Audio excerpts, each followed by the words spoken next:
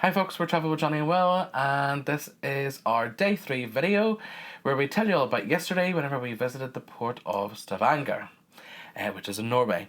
So we're on a 7-night cruise around the Norwegian Fjords, and we want to tell you all about yesterday. So this was our first port of call.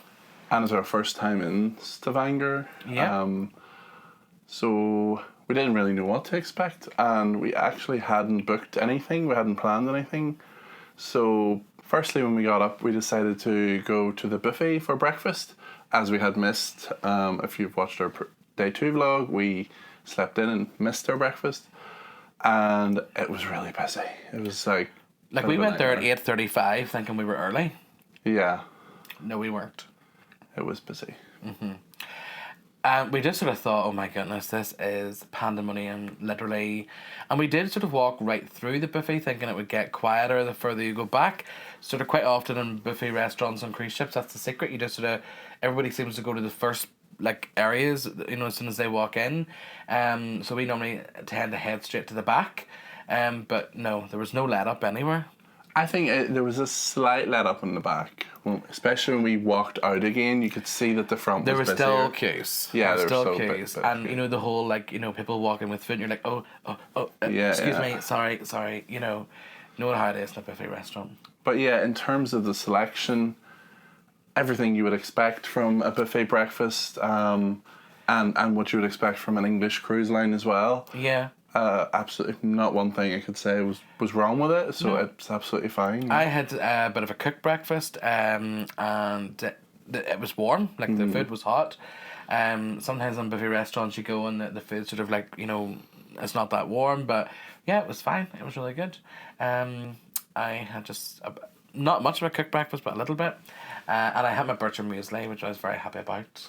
I always eat Bircher muesli on cruises. I never think I'm making it home, but every time I come on a cruise, that's what I have every day as part of my breakfast. Yeah, and I just had cereal and fruit, and it was really nice. Yeah, it was good. So we then basically came back to the cabin, got our backpacks and things sorted, and decided then to head ashore. As Will said, we didn't have any plans. However, you really don't need them here. In this port, once you get off the ship, literally just sort of follow the footpath on round, and you'll see little wooden huts of people selling different tours. There's 2 sort of bus hop on, hop off kind of tours. There is one called City Sightseeing, and then there is one called Sightseeing. Yeah. They're both red buses. One's red and yellow. It's just the sightseeing. Yeah. Yeah. So it can be confusing. So I suppose if you do get on those buses, make sure you're on the right bus. But yeah, and then there was rib boat tours. There was a ferry boat sort of tour. So there was plenty on offer. Yeah, and there was a boat that went and visited a fjord nearby, and that actually, where you got on that boat was right at the aft. Yeah. Meters away from Iona's aft. Yeah. It was just, so because we're located in Stavanger it's like a little harbour, and where we walked, and you'll see it later on, it's just like a big U shape, and it's just a really pleasant little place. Yeah, and obviously my mum and aunt are with us, and for those that have seen them in other videos, they both use walking aids, and we did find it quite easy, especially that area is all quite flat. Yeah. There are little parts of the street that are cobbled, but again, we had noticed that say for example going down one street, you sort of cobbles on one side of the street but a normal path on the other, so again, it's just about sort of picking your path according. So we walked on around. We did notice a little sort of square area. There was a little market going on where there was selling souvenirs and woolen cardigans and jumpers and hats and all the kind of things you expect to see in Norway. And then there was a Burger King, a Spar. There's a 7-Eleven. A 7-Eleven. So we went in actually to the Spar. And there was a Starbucks. There was a Starbucks, yeah. So we went into the Spar actually just to get a few snacks and things to bring back to the ship for later. Just in case we were peckish and fancied a crisp or something. And so we went into the Spar just to get some supplies. After that then, we had seen on other people's YouTube videos about this Colour Street. And we sort of thought, we would maybe like to go and visit there. Yeah, so it apparently was set up to sort of draw more tourist type people to this street. So they painted all the buildings these vibrant colours, pinks and greens and blues, and very, very short walk from that little market stall place. But it was sort of a bit of a letdown. I don't know. It didn't seem as vibrant. Maybe it's a little bit out of season for it or something. But so the first thing we seen, was just this generator with a barrier around it, and then it just didn't really seem like as good as it had been made out in other people's videos. Yeah. So obviously we're quite early in the season. There did only appear to be like 2 places open to stop for a drink or coffee. And that's basically what Colour Street seems to be full of, is sort of bars, restaurants, coffee shops. So I guess maybe if you came back in the height of summer and maybe all those places were open and there was a bit more hustle and bustle about it, or if there was music playing or something, it might look a bit better. But it wasn't, and like everybody flocked there. Everybody, I think everybody had sort of thought, let's heard about it. Yeah, had heard about it, and so we couldn't get a seat in any of those 2 places that were open. And the cobbles in that part were particularly cobbly. Yeah, weren't they? There was times your mum's wheel nearly got stuck in a space between 2 cobbles. Yeah, it was really cobbly. But. I don't know. Like, we're going to be back again in Norway, I'm sure, because we do like to visit here. So maybe if we come back later in the season, we might visit it and see if there's a bit of a difference. But the good thing about where that was is once we'd walked down from that street, you could basically see P&O Iona. Yeah. So we were able to walk down, and that took us right to the water's edge, really, opposite on the other side of the harbour. Yeah. And that allowed us to then get some nice pictures of us with the ship. So after that, then we just sort of slowly dandered then back round. We had toyed with the idea of maybe trying one of the bus tours, but we sort of thought that maybe Mum and my aunt had enough walking for the day. And it was warm too, for some reason. It was a nice day, it was warm. And we were thirsty in that, so we sort of thought, look, let's just get back onto the ship and have a bite to eat. If we really want to do the bus tour, we'll come back off again. But we came back on and we said to Mum and Aunt, look, we'll go back on and let's go and actually enjoy lunch sat at one of the restaurants. Yeah. So we got back on board around 12:30 and we went straight to the Pearl restaurant at the back of the ship on deck 6. And for lunch, you don't have to join a queue. You can just turn up and then you'll be seated as long as it's not too busy. Yeah, obviously if you want to share a table with someone, you will get seated quicker.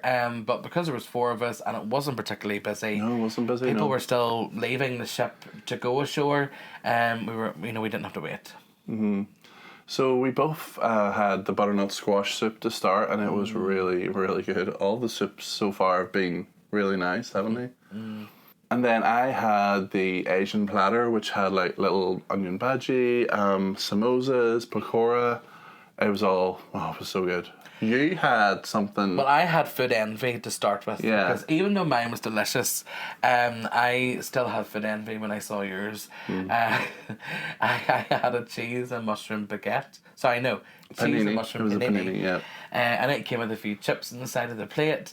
It was really nice. Like I said, it was delicious, but I really wanted what Will had. No, I couldn't have eaten the You didn't really like mushrooms. No. And then for dessert then, I had a Chinese 5-spice chocolate cake. But was it like 5-spice Chinese stuff that you cooked with? I don't know. At one point I was eating the cake and I said to my mum, I was like, this tastes like curry. And she was like, does it? And I was like, no, it's chocolate cake. But it was really nice. It was very chocolatey, but really nice. I just had the maple pecan pancakes and they were good. They were really good. Mm-hmm. I mean, we have to say, up until this point, we're sort of waiting for something to happen, but the service in the main dining room has been exceptional. Like, perfect amount of time between courses. We never feel like we're waiting. Mm-hmm. It's just been really good. I don't know what you want to say about it. No, it has. It really has been. I couldn't fault it so far. Mm-hmm. So far, so good. So this afternoon then, back on board, we went to the Glass House for a few drinks. And in the afternoon, I think it was around, was it 3 o'clock, they bring on board the Stavanger Gospel Choir. Now, it is advertised in your Horizon magazine that you get every night in your cabin, and it tells you what's on. It is advertised as sort of singing like hits that you'll know as well as gospel tracks. It is all pretty much sort of gospel songs. You know, Yeah. they are a church choir after all. But there is normally they're made up of like over 70 people. I think there was about 10 or 12 that came on board today, but they were saying about how much they really enjoy their Monday afternoons coming on board Iona to perform for guests. And there was quite a lot of people around actually to listen to them. Their voices, oh my goodness, were amazing. It was good. Like- I'll insert a wee clip here and you can let us know what you think.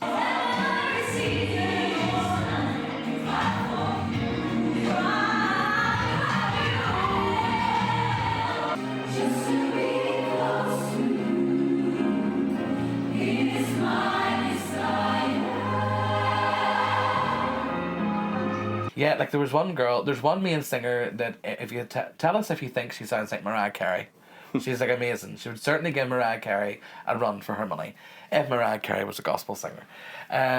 But look, we really enjoyed it. And I think, you know, no matter whether you're religious or not, I don't think you would really care. The voices were just amazing. So it was time for sail away now, and that was around 5:30.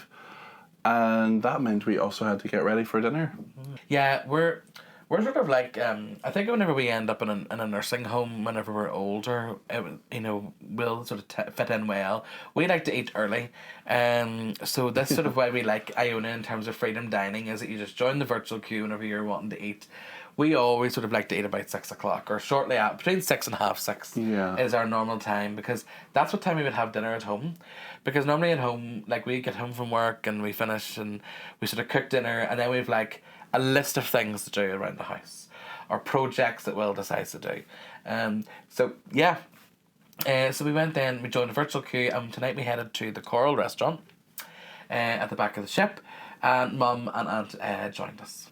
Now, dinner tonight, again, mine was amazing. Mine was really nice.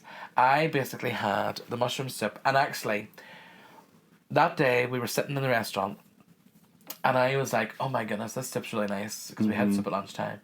I was like, but I'm really looking forward to a mushroom soup. Mushrooms, yeah. I was like, I love a mushroom soup. And no matter, like, whenever you're at home and you get, like, tins of mushroom soup, I can never find a good tin of mushroom soup. Or even if you buy the more expensive soup that come in, like, plastic containers, I still can't find a mushroom soup that I like. But normally when you're in restaurants or if you're on a cruise or something like that, I always look forward to a mushroom soup. Probably because if they put it in a tin, Johnny, it needs preservatives in order to stay. You know, I don't imagine a mushroom soup would stay fresh very long.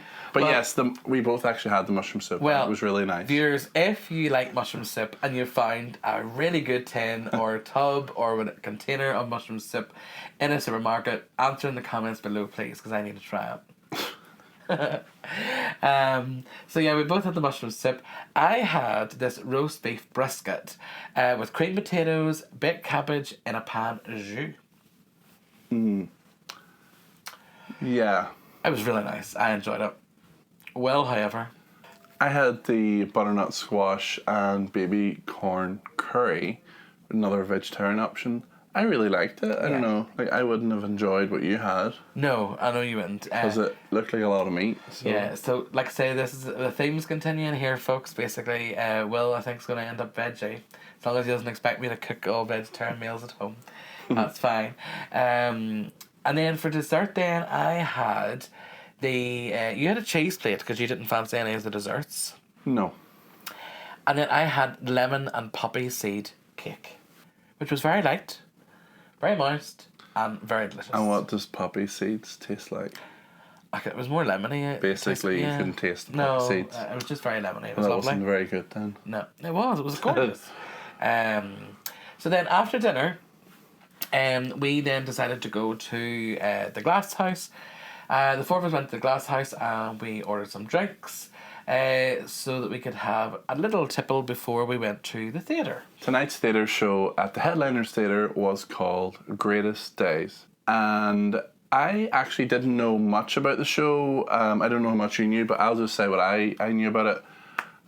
I didn't really know much about it. I thought it was just going to be like a Take That tribute, you know. I knew it was going to be Take That songs because it had Greatest Days in the title. But I also thought it was just going to be a collection of music, bit of a theme around those songs, like all cruise shows are. But actually this, in my interpretation, was a full-on production, like a shortened down version of a West End show, with a full story incorporating the songs of Take That. Yeah, so there is a storyline, and it's. We're not going to give too much away. No. However, there is a like a warning in your Horizon little newsletter that obviously there is like a theme of a sensitive nature in it, which is basically a death, like a bereavement. But that's all we're going to say. And one thing to note is that you're not allowed to take any pictures during the show. I know. So we have nothing to insert. I know. But we should just say that if you're on a cruise and Greatest Days is on, 100% you need to be in the audience. Yeah, and it was it was really busy. We sort of were only there about 15 or 10 minutes before it started. Yeah. We wish we had got there a lot earlier to get better seats. But I think I would honestly probably hand on heart say that this was the best show I've seen in terms of a musical on a cruise ship. It had the right amount of emotions in it. You know, there was parts where you were feeling, you know, sort of sad. I had like a lump in my throat. I was like choked at one point. But you know, it ended up with a lovely ending in terms of you know the sentiment around it. And again, the production in terms of the staging, costumes, the vocals were great, the acting superb. Honestly, folks, we can't really say any more about it. Just you need to go and see it. If you're on a piano ship and they're showing Greatest Days, that needs to be the one show in the week that you go and see. I think the thing that really stood out for me as well, not one person moved the entire time. No. Everybody was engrossed for the full hour. It was an hour. Was it? It was an hour, yeah. Full hour. Yeah. You know, not many other shows I've ever been to has had the ability to do that. Yeah. So it was really top notch. Really enjoyed it. So after the show, the four of us then headed up in the lifts to the Crow's Nest, and the musical director was on the keys playing a few tunes, and we decided then just to sort of get a seat there. We were quite close to the bar actually, but again the service was superb, but a few drinks there to finish off our evening, and he had a couple of gins. My aunt had a cocktail at one point. I just had Pepsi Maxes. Yeah, you just Pepsi. Did you not have a whiskey? I think you had one. I had one whiskey. Yeah, you had a whiskey. I remember you had definitely a whiskey at one point in your hand. I've been drinking the gin on this cruise, the rhubarb and ginger gin, which I am very partial to. Then afterwards we went to the back of the ship, down to the Horizon buffet, just to get some late night snacks before calling it a night. We didn't want to be going to bed super late, although it was sort of, I think, around 12 o'clock before we got back to the cabin. However, I knew that I wanted to be up early this morning for the sail into the Norwegian Fjord, coming into the port of Olden. So check that out in our next vlog, and that's really it for our day 3. So if you've liked this video, please consider giving us a thumbs up down below, and don't forget to click subscribe and ring the bell so you don't miss out on our next video. Thanks so much for watching. Bye. Bye.